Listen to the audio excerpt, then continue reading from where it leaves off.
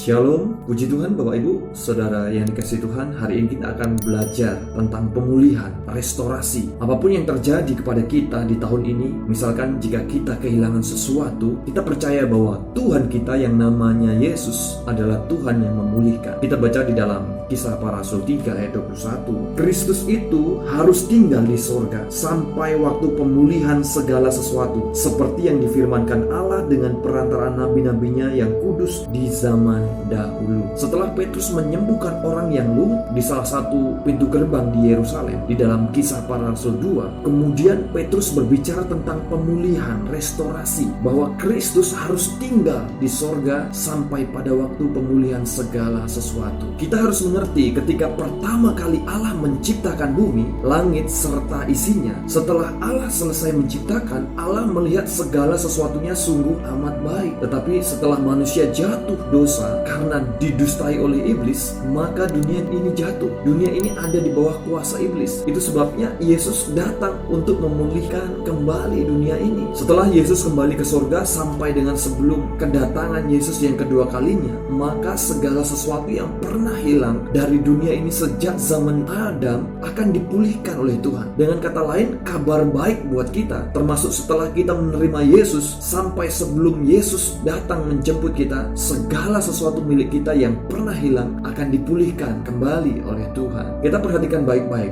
tidak semua orang di dunia ini akan menerima pemulihan. Hanya orang yang percaya kepada Yesus dan hanya orang yang menaruh pengharapannya kepada Yesus yang akan menerima pemulihan di dalam hidupnya. Jadi janji ini hanya untuk orang percaya. Janji ini hanya untuk orang yang menaruh pengharapannya pada Yesus. Jadi kalau kita melihat dunia ini semakin hari semakin gelap, tetapi Alkitab mengatakan bahwa anak-anak Tuhan, gereja Tuhan, kita akan semakin bersinar terang karena ada pemulihan di dalam gereja. Akan terjadi pemulihan di dalam kehidupan orang percaya. Kata pemulihan, restorasi, restoration, terjemahan di dalam bahasa Yunaninya adalah apokatastasis. Apokatastasis artinya suatu keadaan yang lebih baik daripada keadaan sebelum jatuh. Artinya Allah akan memulihkan keadaan kita lebih baik dari keadaan sebelum Adam jatuh di dalam dosa. Bagaimana keadaan Adam sebelum Adam jatuh ke dalam dosa? Tidak ada virus, tidak ada kuman penyakit, tidak ada kematian, tidak ada depresi, tidak ada perceraian, tidak ada perang, tidak ada kekerasan. Keadaan seperti inilah yang akan dipulihkan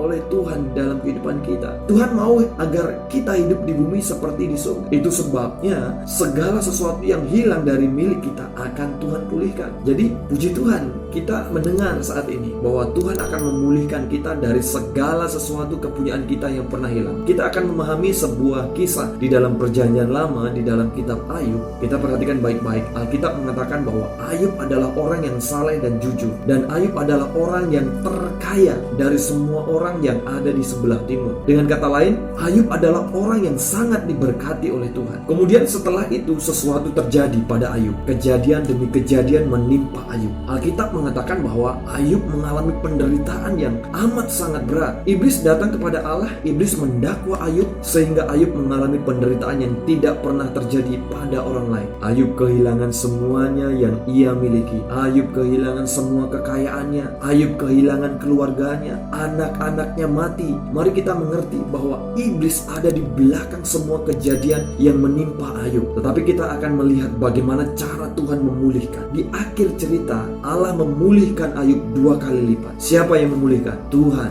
Jadi jika ada yang hilang dari kita hari ini, percayalah, hatinya Tuhan adalah hati yang memulihkan. Jika ada sesuatu yang tidak baik hari ini terjadi pada kita, percayalah, hatinya Tuhan adalah hati yang mau memulihkan. Di akhir kisah Ayub diceritakan bahwa Ayub punya 7 anak laki-laki dan 3 anak perempuan, Yemima, Kesia, Keren Hapuk. Tidak ada yang secantik anak-anaknya Ayub saat itu. Bukan hanya itu, umur Ayub 70 tahun saat itu diperpanjang oleh Tuhan 140 tahun sehingga umurnya sampai 210 tahun.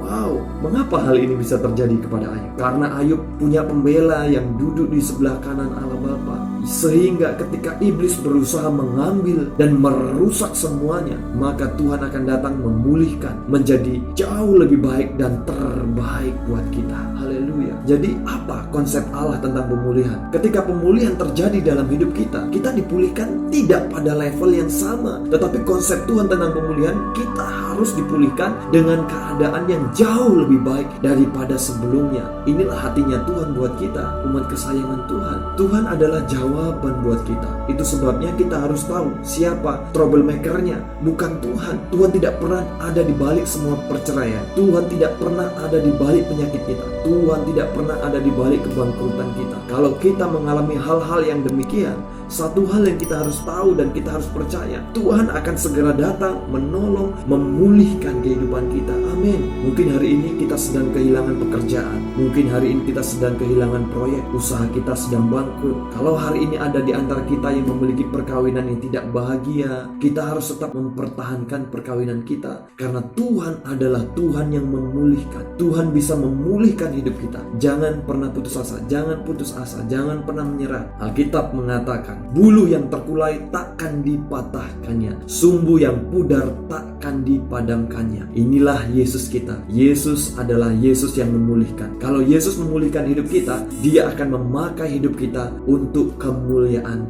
namanya. Selamat menikmati kebaikan kemurahan Tuhan. Shalom.